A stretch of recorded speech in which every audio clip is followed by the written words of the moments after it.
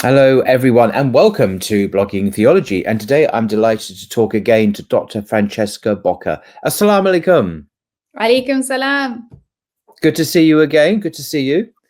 For those who don't know, Dr. Francesca has a master's degree in neurocognitive psychology, a PhD in systemic neuroscience, both from the University of Munich in Germany, and a diploma in Islamic psychology from Cambridge Muslim College. She has been working inside and outside of academia on the issue of Muslim identity in Italy. Her latest book, The Italian Islam Manifesto, touches upon the most urgent topics facing Muslims in Italy. She is also the director of the Ibn Rushd Islamic Studies Institute, the first Italian language madrasa for children and youth. She's also a visiting lecturer at the Blogging Theology Academy. And in that regard, I was going to mention two amazing new courses that she is running. One is called the Islamic Psychology Diploma, link in the description below, which you can apply for now. And the other is called the Introducing the Pre-Diploma. This is a diploma foundation in Islamic sciences and history. And again, you can apply for that online. And perhaps we'll talk about those two courses towards the end as well. But in the meantime, today we're diving into the topic of marriage from an Islamic perspective, exploring what it takes to build a successful marriage in the challenges of today's world. It's a hugely important topic, actually. Very grateful that Dr. Francesca will be addressing it today. So over to you.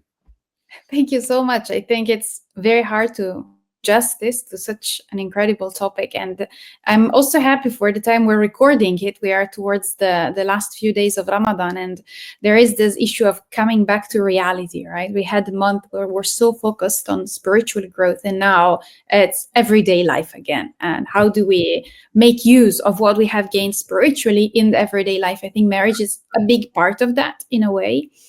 And to start talking about marriage, one important thing is to understand what we're talking about. So a definition of what it is. And many times definitions boils back to language. And when I say marriage in English, this is related to the French, but then comes back to the Latin. And this word comes from matrimonium, which literally means mother and obligation. And so the origin of this idea is that marriage exists as an obligation related to the mother of the children. And that is correct also in the Islamic aspect. But the Arabic word zawaj adds a nuance to that, which is the one of pair and complement. And this is something really wonderful because it calls back not only obligations, but concepts such as harmony, completion, and eventually affection and love, which are the key words of an Islamic marriage. And this is not just an agreement, this zawaj we're talking about, but it is defined in many ways, and the scholars of fiqh have talked about it a lot because it is called a mithaq, so a covenant, and the type of covenant is ghalidh, so it is very solemn. Right. It is something really important that is placed, more important than everyday contracts, buying and selling. And so when we talk about marriage, yes, we're talking about something that relates to our everyday life, but it is something incredibly sacred and incredibly important as well. But you said, just so sorry, I do interrupt you right at the beginning, but in Christianity, particularly in the Catholic Church, marriage is regarded as a sacrament, and which is slightly different, isn't it? So the Islamic understanding of marriage is not really the same as that Christian understanding, is it? Yes, this is very important. And from my experience working mainly with Catholic people talking about Islam to them, there is always this understanding that a sacrament is something holier than what we say in Islam might be just a simple contract. But the reality is really not true. First of all, because there is this solemnity, which in the Quran itself is given to this pact. And let's not forget that mithaq is the kind of agreement that we also had in the day of Alast, in which all the nafs, all the individuals in the forms of their souls certified in front of Allah subhanahu wa ta'ala that he is their Lord. Right. So we're not talking about something simple, something easy. We're talking about something that can go to the very core of our existence. And the importance of marriage to the society, the importance that marriage has is even deeper by the fact that there is divorce. In which way? It means that every day the couple has to choose whether to abide by the sacred covenant or not. And this is like salah, this is like prayer, this is like ibadah, which is something that makes humans superior even to angels in regards to worship. The fact that they do that out of their own responsibility. And I'm not talking about free will here, because it's not really exactly what in Islam we believe, but this component of responsibility is what makes the Islamic marriage completely sacred and even superior to a form of marriage which simply cannot be dissolved in any way. Yeah, like the sacrament in the Catholic Church, where you can't even get divorced. Divorce is just simply not possible, impermissible. Yeah. Yes, and that, I understand that in some way one can think this is sacred. It can't be taken away. But on the other hand, if you're not choosing, if you're not putting in the effort every time, is it really superior? I don't think so. I think there is a strong argument for the fact that human responsibility and agency is superior to any forced or irrevocable choice. Interesting. Very interesting. Thank you for that. Apart from the very high definitions and the very holy foundations, I think a big part of marriage is also to do with daily life, right? So perhaps we should talk about that. And it has to do with the daily life, first of all, in terms of a choice that people have to make, whether to get married or not. And it seems that in our community, but I don't know if it's the same also in the UK, but people tend to postpone marriage a lot, be very indecisive about it, having a very hard time choosing. That's the case in Italy and with many of the countries I've experienced with. I think perhaps might be the same there as well.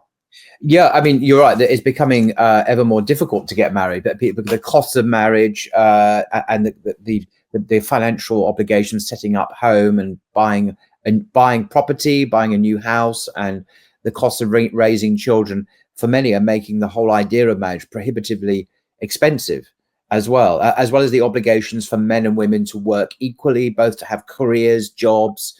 It really is putting huge pressure on the whole institution of marriage, let alone having children, raising a family. So yeah, the pressures are increasing. It's not just a UK issue. I think it's throughout the West as well. Yes, and it is very interesting, the points you've mentioned, because they're exactly the same that I encounter both in the Arab world and in here. And actually, most of them are not really things that are necessary in the Sharia to contract marriage.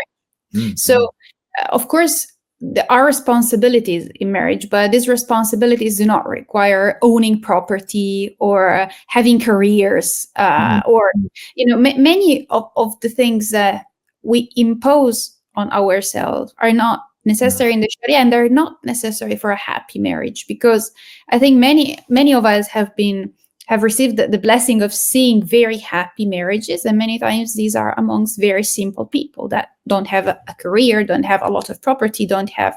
But so what do they have? That's the important question, so that we can replicate that. And I think it boils down to 2 points. What do these happy couples have? And both points, of course, are directly related to the example of the Prophet sallallahu alaihi wasallam, which relating to marriage has left us a great wealth of hadith and examples. So the first point is the husn al-ishra, so the beautiful companionship. Right. Many times we think we just have to not argue with the other spouse and then anything else is fine. But we are obliged to ihsan in Islam. So this means that everything that we do, we should do it to the best possible way. And this also includes companionship, meaning the way we stay together while eating, the way we chat when we come back home in the evening. All these things can be done with the ihsan. So each spouse has the right, and this is a mutual right that the wife and the husband have it towards each other, to live in a way in which they're treated very well. And being treated very well, I think it is the most protective mental health factor ever.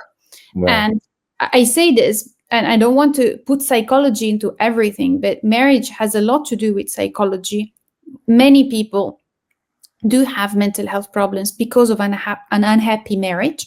And many people are cured of their mental health issues through this beautiful companionship. So this is also a therapeutic relationship. It can be it can be if it is set up well.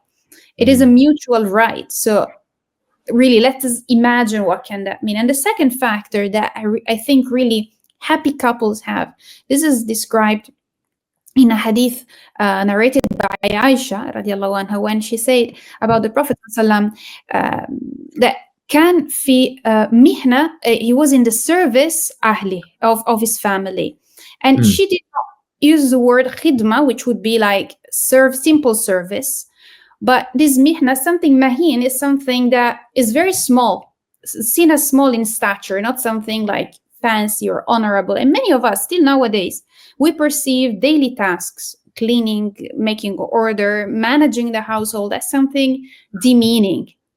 And I think this is also a very important factor in unhappiness in marriage, because we try to throw to each other the burden of doing these things, and nobody really likes it, and it is something demeaning, and we'd rather think about our important jobs and our important things to do, important social media. Well, the reality is that the example of the best possible couples is that they're in this constant service to each other.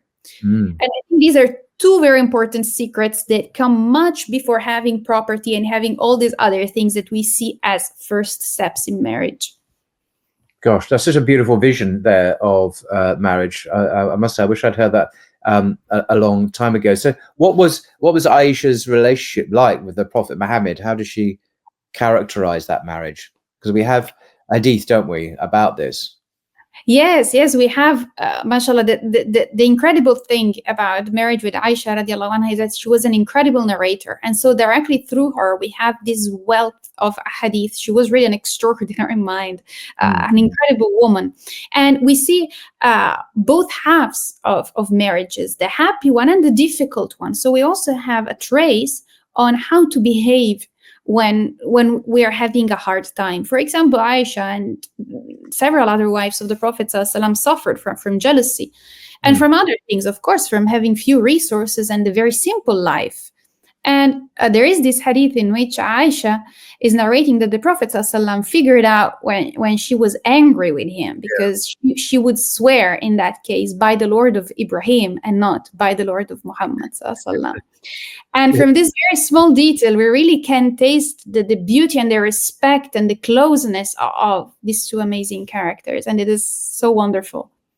Right. I've never heard. So if she was happy with, she would say by the Lord of Muhammad, and if she was upset, she would say by the Lord of Ibrahim. And that's extraordinary. It's such a subtle difference, and yet, extraordinary. And then what she said to him, that she figured out he was right, but she could only get further to him with his name and not with anything else. And this again tells us is another very beautiful sweetness of this relationship. Mm-hmm. But what about the so-called gender wars that many have mentioned? How do we solve the gender wars?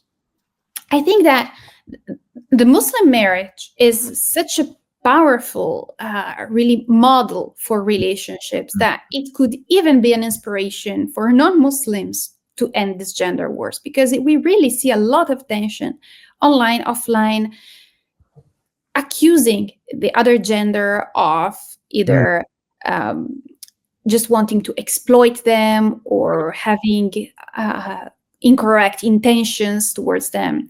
And there is, in the Masnavi, the main work of Rumi, Mevlana, there is this couplet that is really interesting about it. And it says that women become dominant over the wise and the pious men, yet ignorant men become dominant over women. And then a comment is added that love and tenderness are qualities of humanity, and anger and lust are qualities of animality.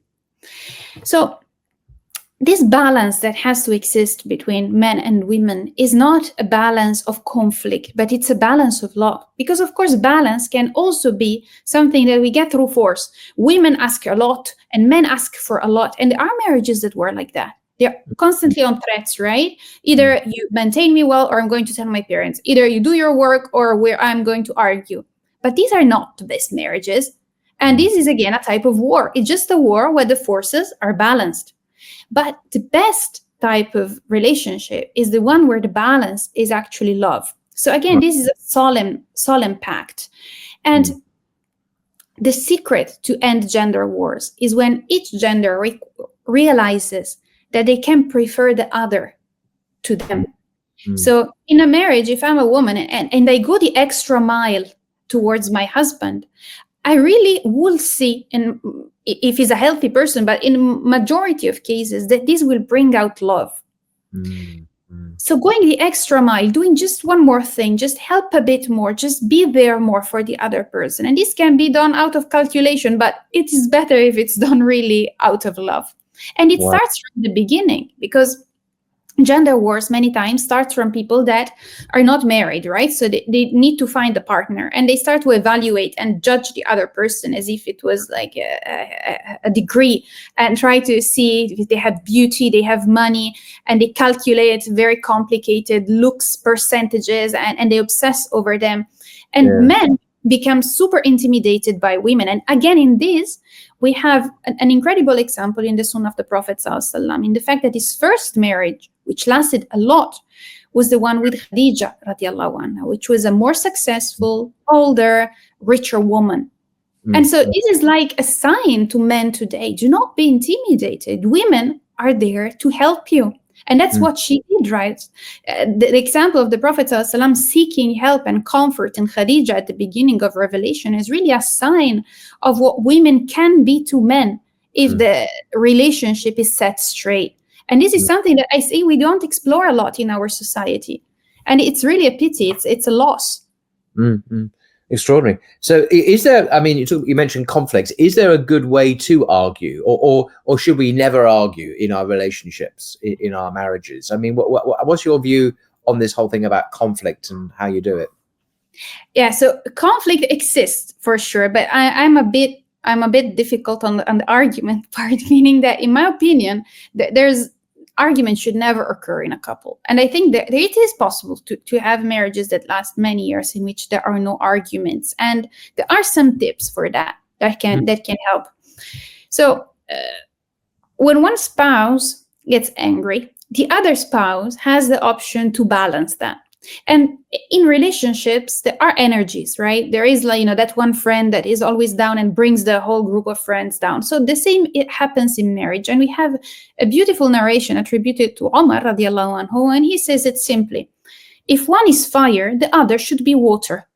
So arguments can be avoided by balancing that energy in another way. So a person comes back home tired, frustrated, then the other acts just welcoming, neutral, not equating strength with strength. Again, the gender wars, this whole conflict, this whole strategy, this whole aql, nafs thinking, we should instead go a bit deeper inside ourselves and think with the heart, or the qalb, that is this other very important part of us, and really welcome what the other person is bringing, even if they're telling us, I'm angry at you. It is possible to welcome that with silence and with accepting, and finding time later perhaps to talk about it. And we have to really read the stories and imagine them as if it was our relationship, because many times we imagine our relationship just through the lens of TV shows where there are these incredible arguments, where it is through screaming, shouting, going away, breaking things, but this is scenographically invented. This is not reality, and we are imitated. We're imitating art. Well, we should be imitating life. And a concrete example. So sometimes we think that these TV shows are more real than the seerah, right? And this is a problem we have. Well, in reality, this is an actual life. This is an actual marriage. Extraordinary, absolutely extraordinary. Perhaps we could just go to women's mental health actually in marriage, and because men and women are different, obviously, psychologically, physically, and in the roles that we have in a healthy society is Islamically. But I'm thinking about the kind of mental load that many women experience, in particularly in the West, but not perhaps just in the West, in terms of living identical lives to men, going out, having a career, and having to look after them, and have children, and do you get the sense that this is affecting women's mental health in a way that's slightly different from men? Yes, it is definitely in the West for sure, but it's also coming to the Arab world. And the problem with that is that surveys done in the United States, which is always like the model that we're all going to imitate sooner or later, say that mental health of unmarried women is better than mental health of married women. Well, it is the opposite for men. And this is a very bad data to look at from the perspective of the Islamic relationship model, because it should actually be the other way around. Responsibilities in the Muslim marriage are heavier on the man, and that's the reality, and we shouldn't be angry or happy about it. It's just, we accept that, and there is a reason why things are this way. And it is clear that in the Muslim marriage, one spouse is more loaded with duties than the other, and that is the husband, which is more loaded of duties. And in the different madahibs, there are details for that, and there are some madahib that say that basically the woman just owes the husband her company and not much more, not even houseworks, nothing else. And some madahib instead say something different. But the fact is, this is uncontested, that if we compare the time, the resources, the effort that being a husband requires in Islam, it is incredibly more difficult than what it means to be a husband in the West or even in Christianity. And the fact that women all over the West are seeing their mental health deteriorate because of the never-ending workload placed on them makes one reflect how the solution is under our eyes, and yet nobody's seeing it, nobody's appreciating it. And even in Muslim households, women feel like, no, we should arrange things different. Let's split it. Let's do 50-50. Let us change the dynamic because maybe it's more modern and it's easier on us. Well, the reality is that it's just more taxing on mental health for everybody. So what is the solution really? I mean, how do Islamic marriages model, a successful marriage for the world? Because we're not just doing it for ourselves; we're doing it to worship God. But how can we provide good examples for the West so they can hopefully emulate that as well? Well, for sure, I think that the greatest outward result of a marriage is the tranquility that one can see in the spouses. And it is the education that one can see in the children, for sure. Right. So from the environment in which a child grows up, especially the very first few years of their life, one says 0 to 3 is the most important life experiences one can ever gather. And from those, a lot of what happens in mental health is already settled. Their IQ is settled, their personality is settled, and even personality disorders are more or less than just a matter of time, whether they come up or not.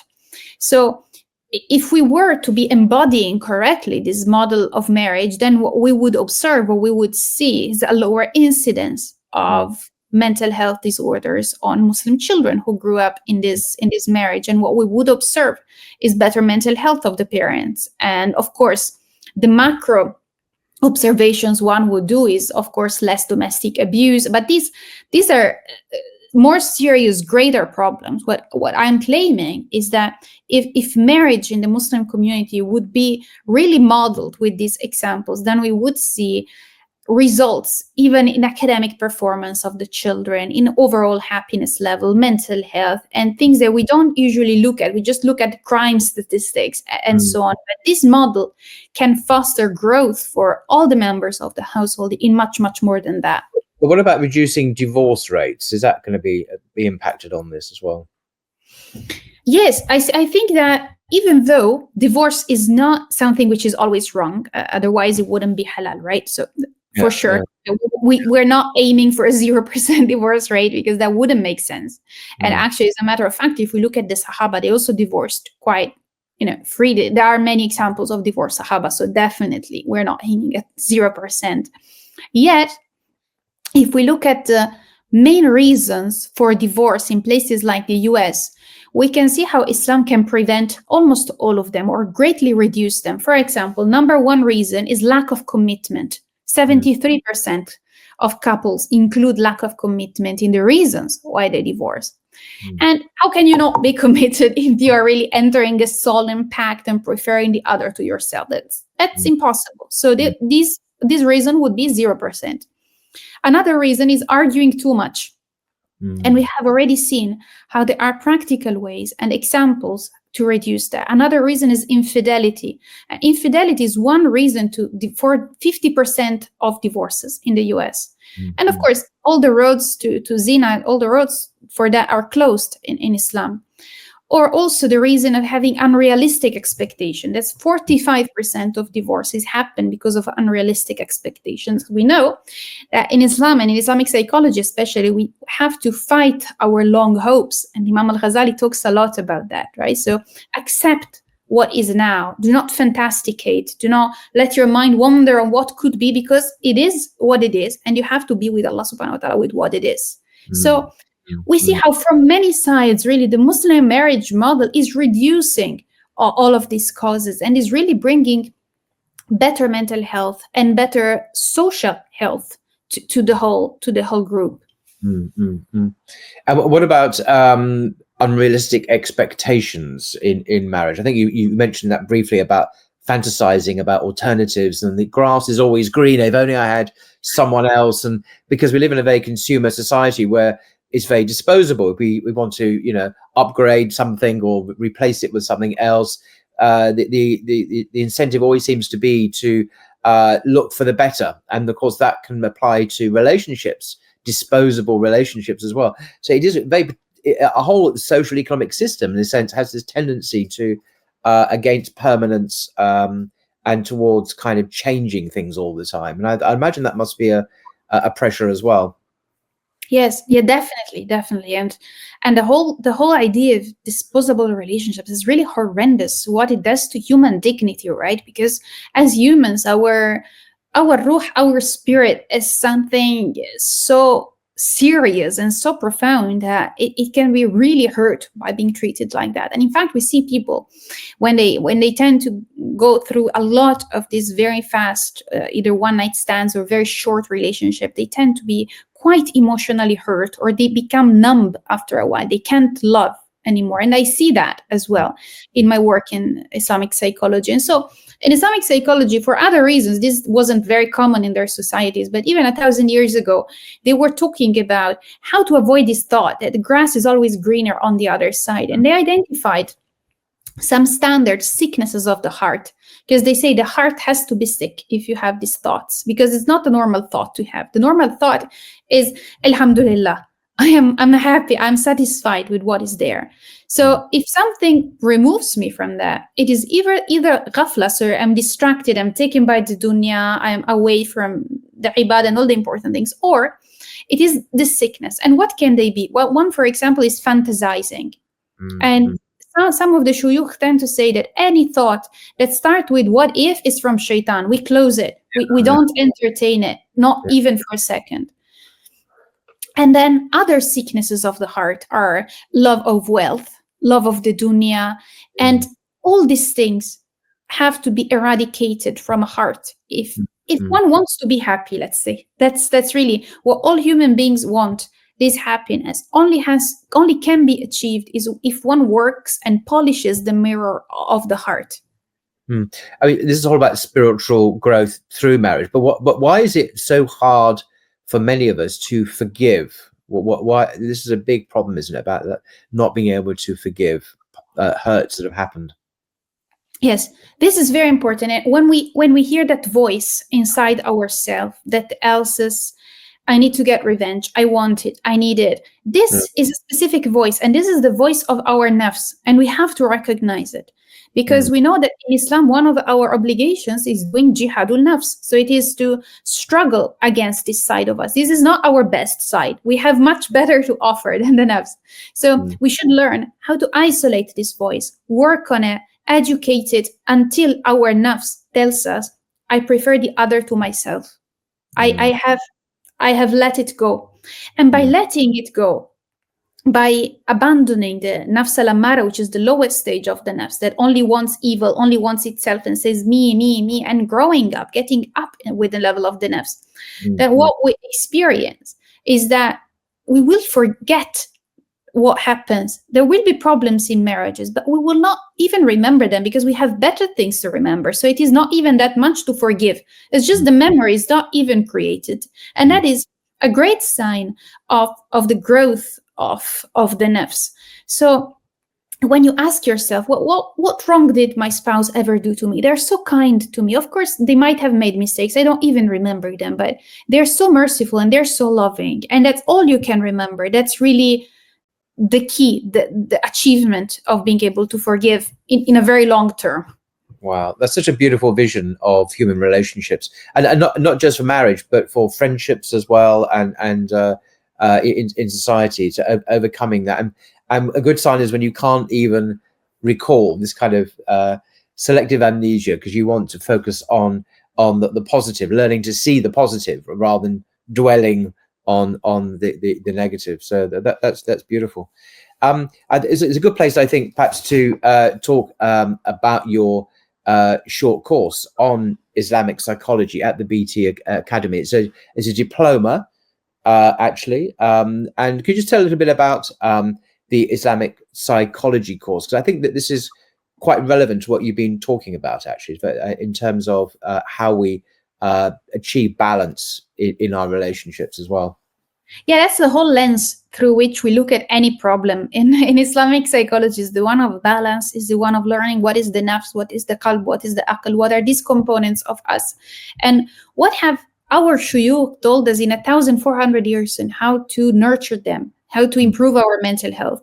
And it is surprising to many people that 1,000 years ago in places like Damascus, there were psychiatric hospitals, and we were able to treat depression, anxiety, and the problems of today. But this thing has been forgotten because after colonization, Western psychologists and psychiatrists and psychoanalysts went to Muslim lands and imported, in a more or less forceful manner, this psychology to Muslim lands. But we have our psychology, and we shouldn't forget that. And the whole course is a completely 100% indigenous approach to Islamic psychology, with, of course, some comparison to Western ideas and so on. But it is our way to look at it and to apply it in our life and to improve our society and to be a therapeutic force for good for the ummah, inshallah. Absolutely. And another course you're running on the Blogging Theology Academy is called the Pre-Diploma Foundations, Islamic Sciences and History course, and applications are open for that as well at the moment. Could you just tell a bit about that course? I've seen the syllabus, absolutely fantastic. What is the purpose of this pre-diploma course? Well, the idea of that course is more or less for people that want to jump from YouTube study of Islam mode to real study of Islam mode. So the main steps that have to be done are two. On the one hand, one has to know the history of our community. So what happened, because that shaped ideas, beliefs, and relationships with the West. And the other thing that one has to know is what are our basic sciences. For example, fiqh, aqidah, and all the sciences that really made our civilization unique. What are the different takes on that? And how do they relate to thoughts and ideas from the West? So this really gives the foundation to be able to understand the Muslim world and the West in the sort of dialogue that YouTube all tend to have a lot in your channel, and then move on towards more advanced topics and specializations. Excellent. So the links to that and the Islamic psychology course are in the description below. Do have a look and apply if you want to do that. So thank you very much, Dr. Francesca, for your time today. Absolutely fascinating what you're saying about marriage. A very beautiful vision of balance and positivity and wholeness and well-being, which people often say in the West, and sometimes some people in the West ask, what positive things can Islam bring to the West? Well, that is just one example of the great jewels and the benefits that Islam and Islamic teaching on marriage can bring to the West, which is in sore need of this wisdom and these insights and this discipline of living successfully. So thank you very much indeed for sharing all that. Absolutely amazing. Thanks a lot. It's always a pleasure. Take care. Assalamu alaikum. Alaikum salam.